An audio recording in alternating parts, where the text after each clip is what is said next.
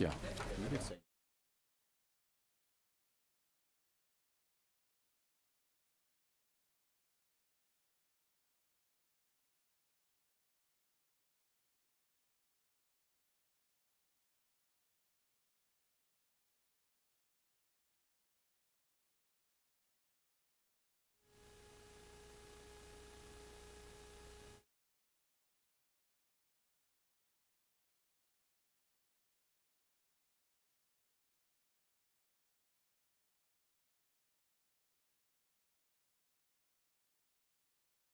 An oversight, and we will be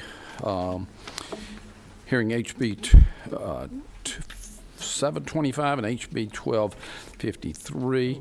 If we 925, okay, 925 and 1253. And Senator Williams, would you open us in a word of prayer, if you will, please, sir? And you are. Thank you, sir.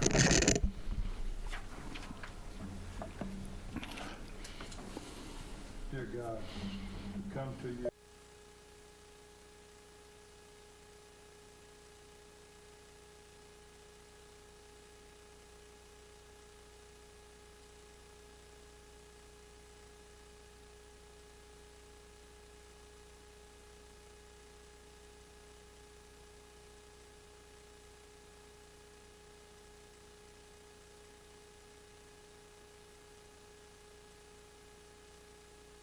Amen.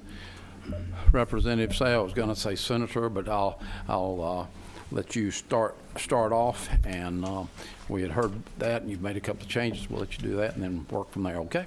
Thank you, Mr. Chairman. Appreciate this your work and the committee's work in making sure that faith-based Georgians are never treated as second-class citizens, regardless of the instance or pressures in the state.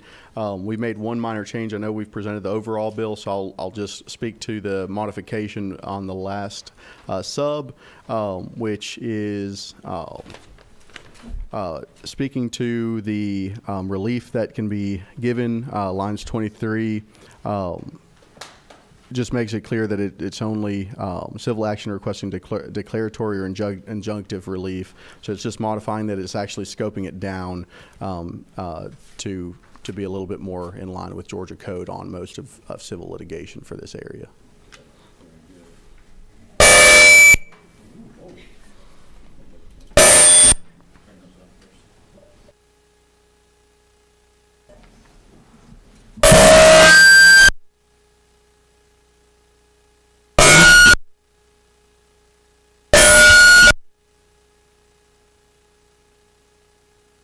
Chairman, you've taken a lot of testimony, a lot of meetings on this. I think it's a perfected bill, and I move to pass.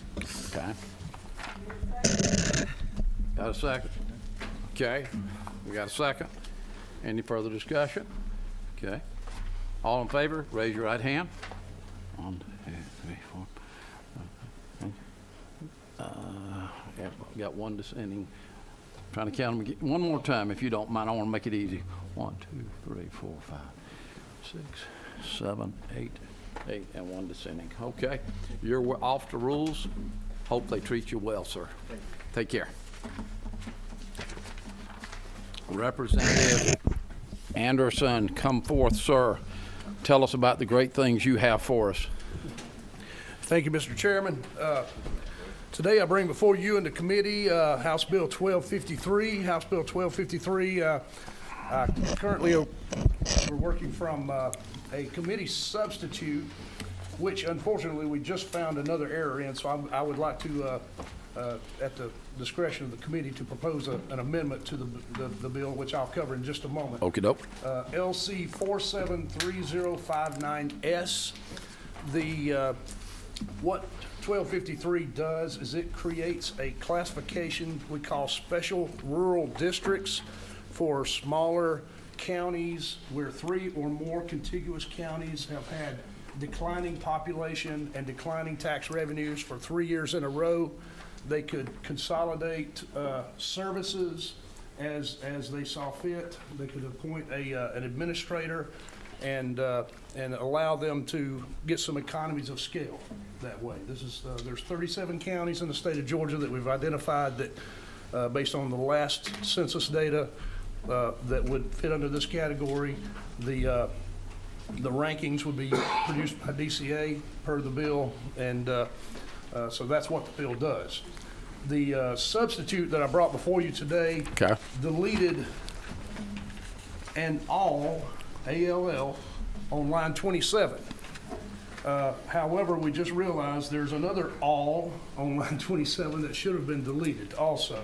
If you look at line 27, it says an agreement with your the subversion, if you have it, should just says other counties in such special rural district to consolidate, and then towards the end of that line is another "all services," and you can't really consolidate all services because there are some services that counties are constitutionally required to provide that you can't consolidate with other counties without constitutional amendment. Okay, okay. Legislative Council, you can handle that for us, just taking that one all out. Do we need to do an amendment, or how do we? We have to add it all back in, right? No, sir. Well, vote. No, sir. Both of them will be out. So we will need the underlying bill, then we'll need an amendment to strike out all, as I see it. Yes, Is sir. that fair? Okay. Any other, I think it's a great idea, is that there are issues that you can consolidate. It makes sense, especially if you've got a decrease in population. Good bill. Absolutely, and this came from the House Rural Development Council. It was something that they've been looking at for many years. Both co-chairs of the council fully support this, as well as our former Rules Chairman, Chairman Richard Smith, who Yeah. passed away this year. He was a strong proponent of this. Okay, very good. Okay, number 11, who's that? That's me. Okay. What about line 29, the "all there"? Should that come out also?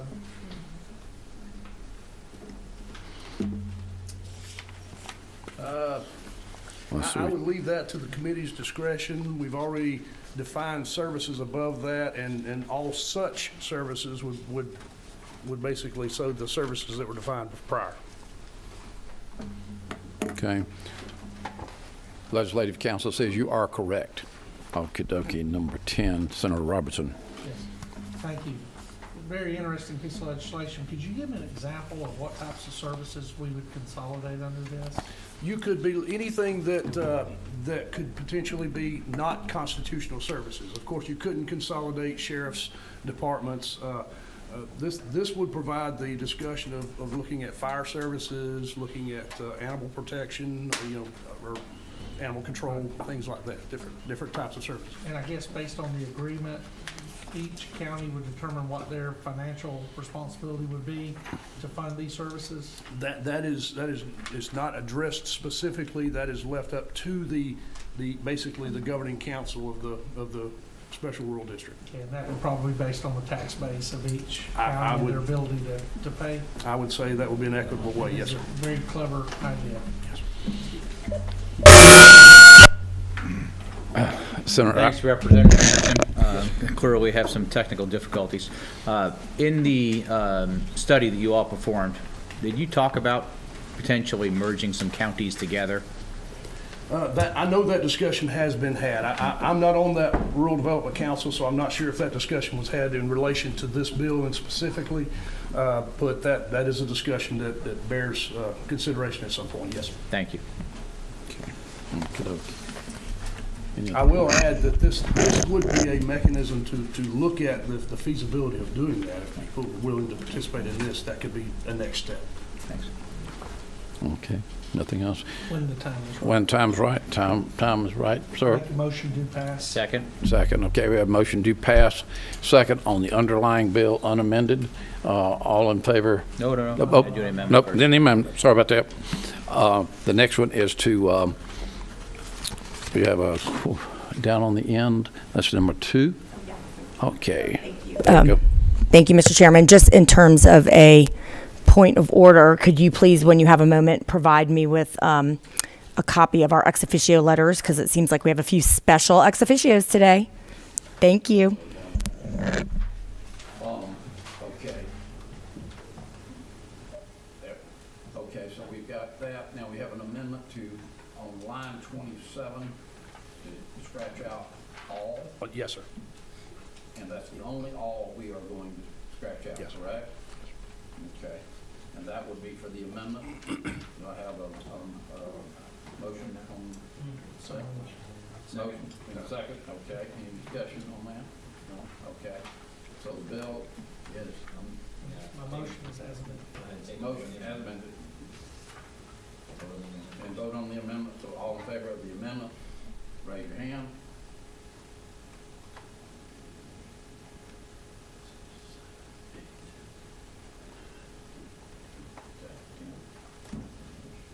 Okay, now we have a bill that is amended, and the bill has amended. Any other discussion? Okay. All in favor of the amendment as amended, or the bill as amended? One.